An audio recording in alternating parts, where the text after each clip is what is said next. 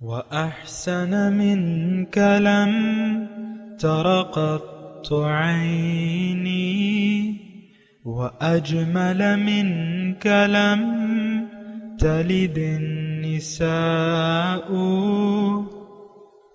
خلقت مبرأ من كل عيب خلقت مبرأ من كل عيب كأنك قد خلقت كما تشاء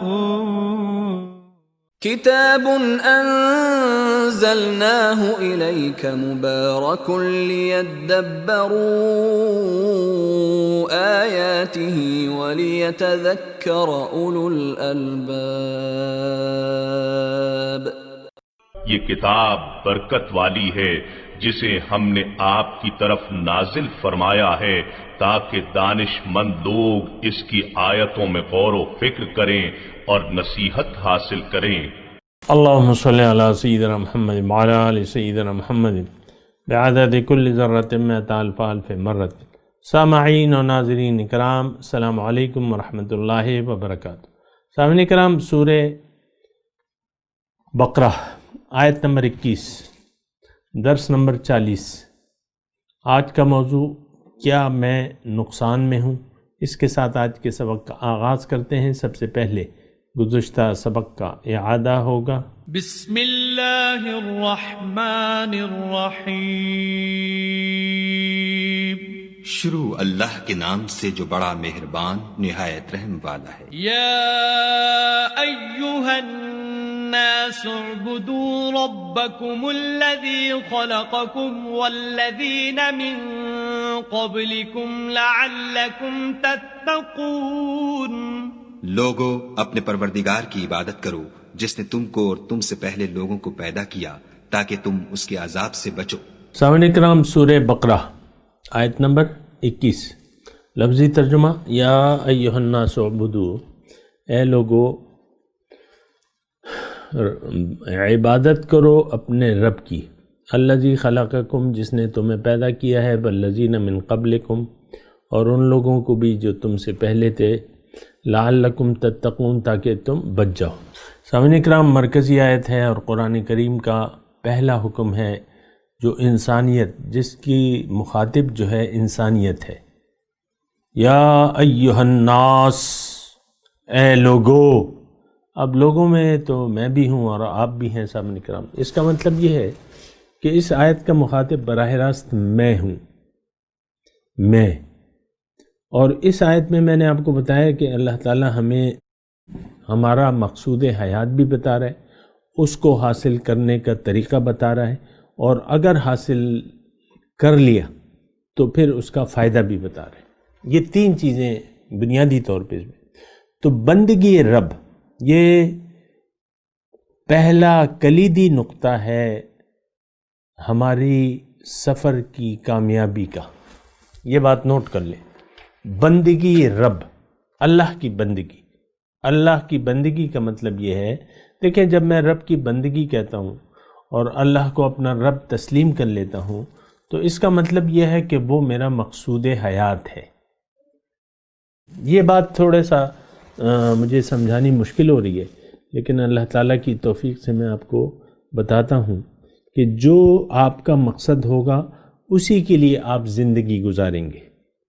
اور میں آپ کو دیکھیں، میں نہایت دھیمے لہجے میں آپ سے بات کر رہا ہوں اور کوئی اس میں کوئی جلدی نہیں ہے یا جذباتیت نہیں ہے. اس بات کو تھوڑا سا آپ سمجھنے کی کوشش کریں. اور آپ کو میں یہ بتا رہا ہوں کہ آپ کا مقصود ہے کیا. جو آپ چاہتے ہیں وہی آپ کا مقصود ہے دنیا میں. اب دنیا چاہتے ہیں تو دنیا ہی آپ کا مقصود ہے. یہ ایک جرنل بات کر رہا ہوں میں، اس کو ذرا سمجھنے کی کوشش کریں. عام طور پہ تو ہم لوگ یہ کہتے ہیں، عام طور پہ یہ سمجھتے ہیں کہ ہم بندگی رب کی کر رہے ہیں. بہت سے لوگ ایسا یہ سمجھتے ہیں کہ بھئی ہم تو اپنے نماز روزہ ٹائم پہ، زکوٰۃ ٹائم پہ، ہر حج ہم نے کر لیا ہے، یہ سب کر رہے ہیں، اب ہم رب کی بندگی کر رہے ہیں، حالانکہ وہ رب کی بندگی نہیں کر رہے ہوتے. وہ بندگی کر رہے ہوتے ہیں پیسے کی، پیسہ ان کا خدا ہوتا ہے، دنیا ان کو محبوب ہوتی ہے، اور ایسے بہت سے لوگ آپ کو مل جائیں گے۔ تو میں آپ کو بنیادی طور پہ مقصود کا بات، یعنی ہمارا مقصود کون ہے، ہم کس کو چاہتے ہیں، جس کو ہم چاہتے ہیں وہی ہمارا مقصود ہے۔ ہم چاہتے ہیں دنیا کی کامیابی کو، دنیا میں اچھی زندگی گزارنا ہمارا مقصود حیات ہے، چاہت ہے۔ آپ اپنی اور اپنے بچوں کی زندگی اچھی گزروانا چاہتے ہیں، اپنی زندگی اچھی گزارنا چاہتے ہیں۔ یہ پینشن کی آپ کو طلب ہوتی ہے نا کہ بس آرام سے زندگی گزرے گی، بینک میں ڈال دیں گے اور سود آتا رہے گا، منافع، چلیں سود کا نام میں نہیں لیتا، پھر آپ ناراض ہو جائیں گے، منافع آتا رہے گا۔ اور یعنی دیکھیں کتنے لوگ لٹ گئے، وہ ڈبل شاہ اربوں روپے دے دیے لوگوں نے ڈبل شاہ کو، پھر ایسی اسکیمیں نکلی اور لٹتے رہیں گے لوگ، اپنے آپ کو لٹاتے رہیں گے، کیونکہ ان کا محبوب کو محبوب کی تصویر دکھا کے آپ جس کو چاہے لوٹ لیں، لٹتے رہتے قیامت تک لٹتے رہیں گے۔ یہ کوئی ایسی بات تو نہیں ہے کہ لوگ جب محبوب کی تصویر نظر آتی ہے نا انسان اپنا دماغ کام چھوڑ دیتا ہے۔ یہ عام طور پہ آپ دیکھیں کہ یہ دھوکہ دہی اور دھوکہ دینا اور دھوکہ کھا لینا ہمارا معمول ہے۔ کتنے ہی بینک کھولے، ایک دور ایسا تھا، کتنے ہی بینک وہ لوگوں کو لوٹ کے لے گئے۔ اسی طرح اب یہ دیکھیں یہ لاٹریوں کا سسٹم ہے، اب حتیٰ یہ کہ چائے بیچنے والے، آج کل 2019 دسمبر کی بات ہے، چائے بیچنے والے جو ہیں وہ کہتے ہیں کہ تم 200 لوگوں کو ہم بھجوائیں گے عمرے پہ اور 50,000 روپے بھی دیں گے، آپ ہماری چائے پئیں بس۔ اب لوگ کہتے ہیں کہ چائے تو ہم ویسے بھی پیتے ہیں، یہ چائے پی لیں گے۔ اب یہ دیکھیں اس طریقے سے لوٹ رہے ہیں وہ لوگوں کو۔ تو بہرحال لوگ جو ہے، میں آپ کو صرف یہ کہہ رہا ہوں کہ ہمارا محبوب جو ہے دنیا ہے، ظاہر ہے، اس کے لیے ہم اپنا سب کچھ لٹا دینے کے لیے تیار ہیں اور اپنا سب کچھ لٹا دیتے ہیں۔ یہ میں دعویٰ کر رہا ہوں چیلنجنگ کے طور پہ، ہم سب کچھ دنیا کے لیے لٹا کے چلے جاتے ہیں، ہمیں حاصل کچھ نہیں ہوتا آخرت میں، لیکن اپنے گناہوں کا پلڑا جو ہے وہ بھاری ہو جاتا ہے۔ اور ہم دیکھیں انسان عام طور پہ زندگی، مرد کی زندگی دیکھیں، بچہ پیدا ہوتا ہے، آپ اس کی تعلیم کرتے ہیں، وہ کوئی فن حاصل کر لیتا ہے، ڈاکٹر، انجینئر یا کچھ بھی بن جاتا ہے، پھر اس کے بچے ہوتے ہیں اور پھر بچے اور پھر سفیدی لگ جاتی ہے بالوں میں، اور آہستہ آہستہ وہ بوڑھا ہو کے، اب وہ یہ دنیا کا لٹو ہے، دنیا کا گدھا بنا ہوا ہے، یہ شخص دنیا ہی کے لیے اس کی زندگی وقف ہے، ڈاکٹر ہے، بس لوگوں کو لوٹ رہا ہے۔ کوئی اور کتنے ہی ڈاکٹروں نے میرے سامنے اپنے کالے بال جو ہیں سفید کر دیے، آخر تک وہ ہرس ختم ہی نہیں ہوتی۔ بعض ڈاکٹر مجھے، اچھی طبیعت کے ڈاکٹر مجھے کہتے ہیں، مطلب ظاہر ہے کہ میں نے بھی ایک وقت گزار دیا ہے اس دنیا میں، کہتے ہیں یار یہ پیسے کی بڑی ہرس بڑی بری چیز ہے، خود یعنی بیٹھا ہوا ہے 500 1000 روپے فیس لے رہا ہے، کہتا ہے یار بس کیا کریں۔ تو دنیا کے لیے ہم اپنا سب کچھ لٹا کے چلے جاتے ہیں۔ یہ ایک میں جملہ کہہ رہا ہوں، اس کو آپ دیکھ لیں، سوچ لیں، سمجھ لیں۔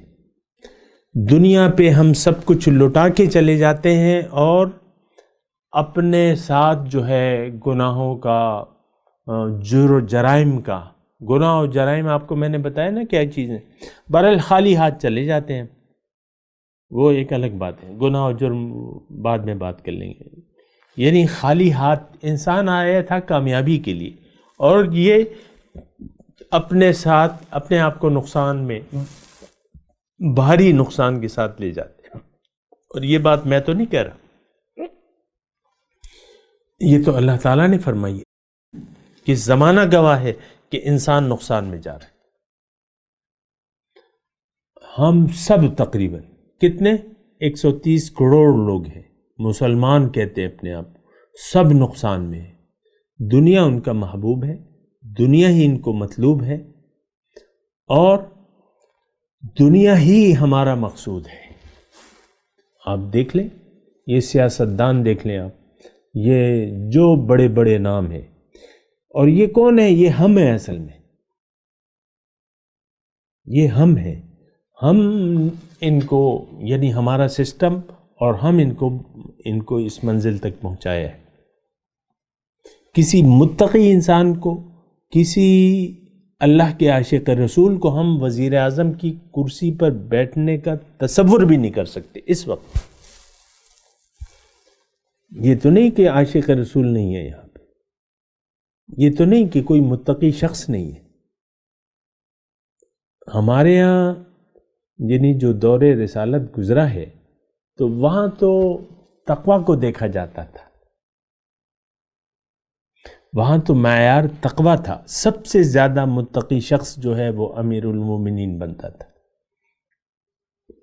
حضور صلی اللہ علیہ وسلم کے بعد مشورے سے ابو بکر صدیق جو امت میں سب سے بہتر تھے ان کو خلیفہ بنا دیا گیا. ان کے بعد حضرت عمر جو اس وقت امت میں سب سے بہتر تھے ان کی یہ ذمہ داری ہو گئی. پھر ان کے بعد حضرت عثمان، ان کو خلیفہ بنا دیا گیا.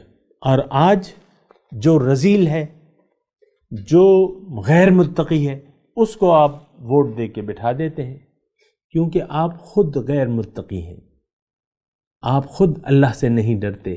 اسی طرح اللہ سے نہ ڈرنے والوں کو آپ وزیر اعظم کی کرسی تک پہنچا دیتے ہیں. آج سچی سچی بتائیں کہ کیا کوئی متقی اور سچا عاشق رسول اور حضور صلی اللہ علیہ وسلم کے سنتوں کی پیروی کرنے والا، اللہ کی بندگی کرنے والا، کیا آپ اس کو وزیر اعظم کی کرسی پہ بٹھا دیں گے؟ نو، ناٹ ایٹ آل. آپ چاہتے نہیں ہیں، آپ تو معاذ اللہ اس کو تاریکی سمجھتے ہیں. جو اسلام اور حضور کا اتباع ہے، آپ خود کہتے ہیں کہ یہ تو تاریکی ہے، ہم روشن خیال ہے. آپ روشن خیالی کو میڈیا پہ دیکھ لینا. آپ کیا چاہتے ہیں یہ میڈیا آپ کو دکھا رہا ہے. یہ بے مقصدیت، یہ برہنگی، یہ بے حیائی، یہ بے شرمی، آپ کی طلب یہ ہے. یا آپ کس چیز کے طلبگار ہیں؟ آپ اسی چیز کے طلبگار ہیں. آج کے ریٹنگ پہ مقابلے ہوتے ہیں، جب لوگ لڑتے ہیں اور ایک دوسرے، یا برہنگی میں خواتین ایک دوسرے سے بازی لے جاتی ہیں، وہ اس کو ریٹنگ زیادہ ملتی ہے. یہ کون؟ یہ آپ ہیں. یہ آپ کا معاشرہ ہے کہ آپ اللہ کی بندگی نہیں چاہتے. آپ نے اپنے رب کو بھلا دیا ہے. بہرحال آپ کا فائدہ اس میں ہے. آپ فائدے میں اس وقت ہوں گے کہ آپ اپنے رب کی بندگی اختیار کر لیں.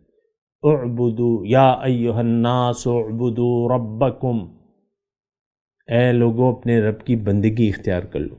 رب کی بندگی اختیار کرنے کا مطلب رب کی یاد کو قائم رکھنا، اللہ کا ذکر، اللہ کی یاد میں زندگی گزار دینا، یہ رب کی بندگی ہے. ہم نے تو ہر چیز کا مفہوم مختلف سمجھ دیا نا. کوئی ذاکر بننا چاہتا ہے اور ذکر تو وہ تسبیح ہاتھ میں لیتا ہے، یا آپ گٹھلیاں بکھیر دیتی ہیں کہ چلو درود شریف کا ورد کرو، آیت کریمہ کا ورد کرو. عموماً آپ دیکھ لیں ایسے لوگ موجود ہیں. میں یہ نہیں کہہ رہا کہ وہ غلط ہیں، لیکن آپ نے اس ذکر کو، اللہ کے ذکر کو محدود کر دیا ہے. آپ نے غلط معنی لیا ہے ذکر کا. اللہ کی یاد یہ ہے کہ آپ اپنے آپ کو پہچان جائیں، اپنے مقصود حیات کو پہچان جائیں، اور آپ اللہ کے راستے پر چلنے لگیں، اللہ کو منزل بنا کے. یہ اللہ کی یاد ہے.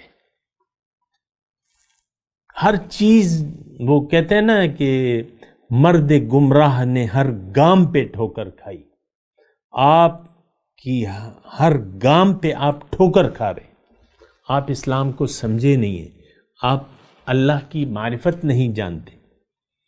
اللہ تعالیٰ تو معبود واحد ہے، آپ نے اس کے ساتھ بے شمار شریک گھڑ لیے ہیں۔ اس سے بھی محبت ہے مجھے، اس سے بھی محبت ہے، مال بھی پیارا ہے، بیوی بھی پیاری ہے، بچے بھی پیارے ہیں، اللہ کے مقابلے میں ہے، یہ اللہ کے مقابلے میں آپ محبت کرتے ہیں۔ بہرحال یا ایھا الناس اعبدوا ربکم الذی خلقکم والذین من قبلکم لعلکم تتقون، بندگی رب، یا ایھا الناس اعبدوا ربکم، اے لوگو رب کی بندگی اختیار کر لو۔ اب یہ حکم ہے، یعنی میں نے آپ کو کہا کہ کلیدی حکم ہے، اور اس آیت میں میں آپ کو یہ کہہ رہا ہوں کہ اللہ تعالیٰ نے اس میں ہماری منزل بھی بتائی ہے، ہمیں اس کا طریقہ بھی بتایا ہے، اور ہماری کامیابی کا طریقہ اس میں بتایا ہے، لعلکم تتقون۔ بہرحال آگے چلتے ہیں تھوڑا سا۔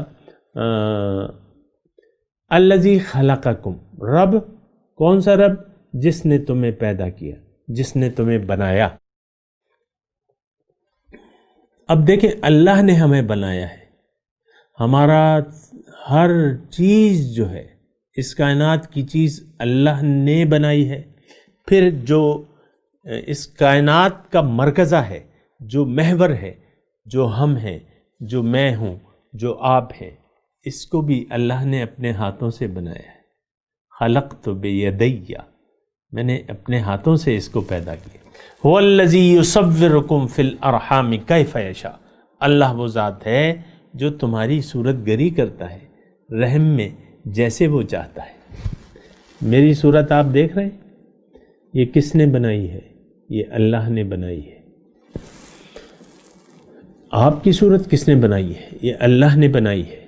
اپنی صورت پہ کبھی گلہ نہ کرنا، اس کو اچھا ہی سمجھنا، یہ اچھی ہی ہے کیونکہ یہ اللہ کی بنائی ہوئی ہے، اللہ نے اسے پیدا کیا ہے، اس کی تخلیق اور اس کی صورت گری رب نے کی ہے، اس کو کبھی ہلکا نہ سمجھنا، اس کی تحقیر نہ کرنا۔ خاص طور پہ چہرے کی عظمت ہے، چہرہ جو کہ انسان کا مرکزی، حضور نے فرمایا کہ چہرے پر مت مارا کرو۔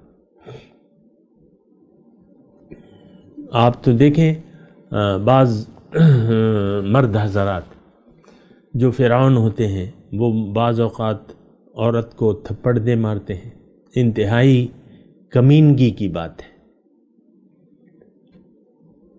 کہ عورت کو آپ اس کے چہرے پر مارتے ہیں۔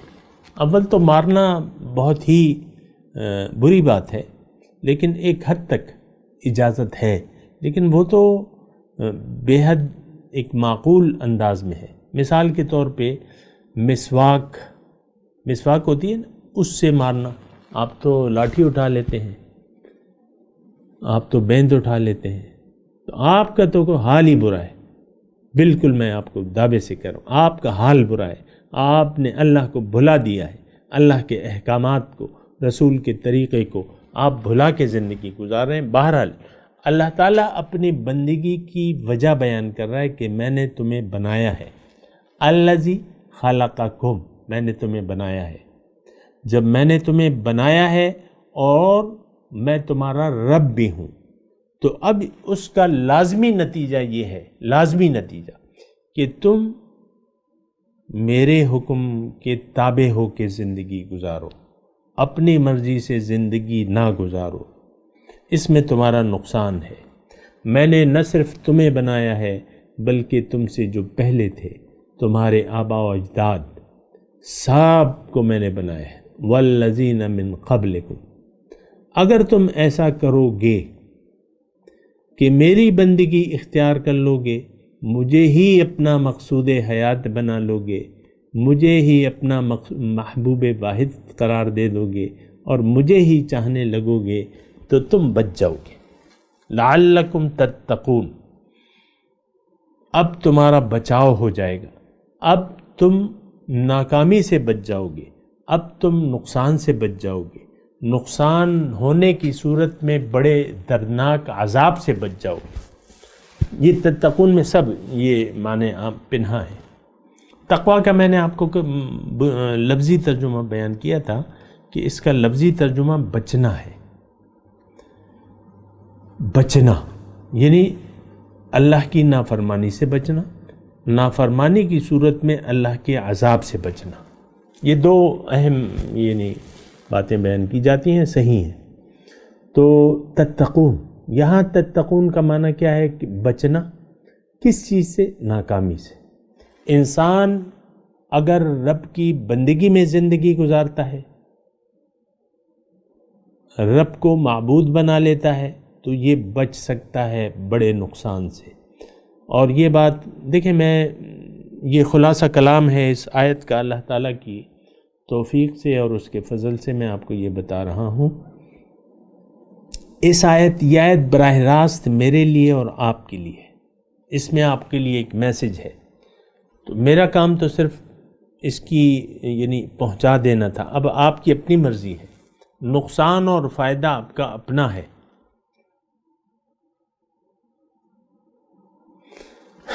اللہ تعالیٰ نے فرمایا کہ بھئی اگر تم ان احسنتم احسنتم لانفسکم، اگر تم اچھا کرتے ہو تو اپنے لیے کرتے ہو، وَإِنْ أَسَأْتُمْ فَلَهَا، اور اگر تم برائی کرتے ہو تو اس کا انجام تمہیں ہی ہوگا، وَإِنْ أَسَأْتُمْ فَلَهَا، اس کا نتیجہ تمہیں ہی اٹھانا پڑے گا۔ وَلَا تَزِرُ وَازِرَةٌ وِزْرَ أُخْرَىٰ، بہرحال یا تتقون کا لفظ ہے سامنے کا، تھوڑا سا غور کریں، تتقون تم بچ جاؤ گے، یعنی اگر تم نے اپنے رب کی بندگی اختیار نہ کی تو تم نقصان سے بچ نہیں سکتے۔ یہ بات ذرا نوٹ کر لیں۔ اصل میں ہم نہ تو قرآنی آیات میں غور کرتے ہیں، نہ تدبر کرتے ہیں، نہ عقل سے کام لیتے ہیں۔ یہ سارے عقل کی باتیں ہیں، یہ فکر کی باتیں ہیں، یہ تدبر کی باتیں ہیں، اور تدبر قرآن کا حکم اللہ تعالیٰ نے ہمیں دیا ہے۔ افلا یتدبرون القرآن ام علی قلوب اقفالها، کیا یہ قرآن میں تدبر نہیں کرتے یا ان کے دلوں پہ تالے پڑے ہوئے؟ تدبر کرنا چاہیے، لعلکم تتقون، تاکہ تم بچ جاؤ۔ بچنے کی، نقصان سے بچنے کی واحد صورت اللہ کی بندگی ہے، اللہ کے حکم کے مطابق زندگی گزارنا ہے، اللہ کو منزل بنا کے، اللہ کو محبوب واحد بنا کے، اللہ تعالیٰ کو مقصود واحد بنا کے، اور اللہ کو معبود واحد بنا کے ہم نقصان سے بچ سکتے ہیں۔ لیکن یہ بات میں آہستگی سے کر رہا ہوں، اس لیے آپ ذرا غور سے سنیں۔ اگر ہم نے اپنے رب کو اپنا مقصود، محبوب واحد اور معبود واحد نہ بنایا، اور عام طور پہ تو یہاں میں یہ جملہ ضرور کہوں گا کہ ہم تو ایسا نہیں کر رہے، ہم تو مرضی کی زندگی گزار رہے ہیں، خواہ وہ گھر میں بیٹھی ہوئی خاتون خانہ ہو یا اس کا شوہر ہو، یہ دونوں اپنے خواہشات کے پابند ہیں، خواہشات ان کا معبود ہے، دنیا ان کو محبوب ہے۔ آپ دیکھ لیں، اچھی زندگی ہم گزارنا چاہتے ہیں عام طور پہ، ایک عام میں آپ کو بات بتا رہا ہوں، اچھی زندگی گزرے، آرام کے ساتھ گزرے، آرام اور آسائش، کہ آپ یہ سارے بازار تو اسی لیے سجیں کہ آپ کو آرام اور آسائش فراہم کریں۔ تو آپ تو دنیا اچھی گزارنا چاہتے ہیں، اللہ تعالیٰ نے آپ کو اخروی زندگی اچھی بنانے کے لیے پیدا کیا ہے۔ اور یہ بات بھی نوٹ کر لیں کہ اگر آپ نے آخرت کی زندگی جس پہ آپ کا یقین نہیں ہے، اس کو آپ نے اچھا بنانے کے لیے یہاں پہ کوشش نہ کی، تو آپ کی زندگی وہ پھر بری ہوگی یقیناً، کیونکہ اس کے لیے آخرت سنوارنے کے لیے دنیا میں محنت کرنی پڑتی ہے، اور محنت کا مرکزی نقطہ یہ ہے کہ آپ اللہ کی بندگی اختیار کر لیں، جو کہ آپ کا رب ہے، جو کہ آپ کرنے کے لیے تیار نہیں ہے۔ رب کو مقصود بنانے کے لیے کوئی تیار نہیں ہے، رب کو معبود حقیقی بنانے کے لیے کوئی تیار نہیں ہے۔ ہم تو سوئے ہوئے ہیں، ہمیں تو پتہ نہیں ہے کہ بندگی کا مطلب کیا ہے۔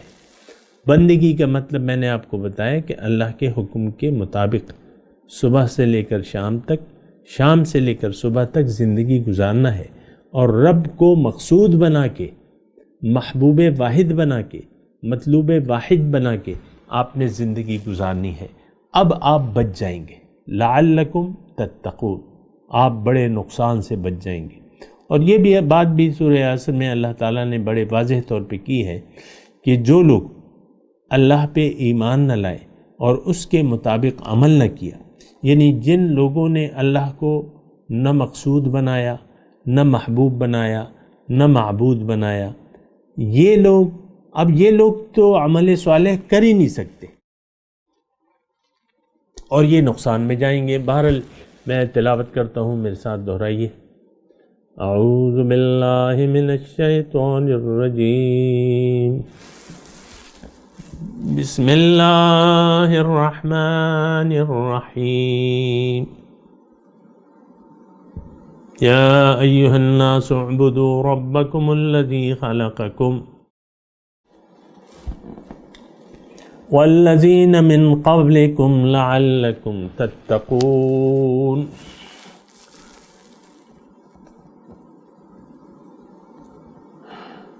ترجمہ سنا دے۔ یا ایھا الناس اعبدوا ربکم، اے لوگو بندگی اختیار کرو اپنے رب کی، جس نے تمہیں، جو تمہارا رب ہے، الذی خلقکم والذین من قبلکم، جس نے تمہیں پیدا کیا اور ان کو جو تم سے پہلے تھے، لعلکم تتقون، تاکہ تم بچ جاؤ۔ اب ان آیت کی تلاوت اور ترجمہ۔ بسم اللہ الرحمن الرحیم، شروع اللہ کے نام سے جو بڑا مہربان نہایت رحم والا ہے۔ یا ایہا الناس اعبدوا ربکم الذی خلقکم والذین من قبلکم لعلکم تتقون۔ لوگو اپنے پروردگار کی عبادت کرو جس نے تم کو اور تم سے پہلے لوگوں کو پیدا کیا تاکہ تم اس کے عذاب سے بچو۔ اس کے ساتھ ہی سامعین کرام آج کے درس کا وقت اختتام کو پہنچا۔ انشاءاللہ اگلے درس میں ملاقات ہوگی۔ وآخر دعوانا ان الحمد للہ رب العالمین، والسلام علیکم ورحمۃ اللہ وبرکاتہ۔ مولایا صلی وسلم دائما ابدا علی حبیبک خیر الخلق کلہم۔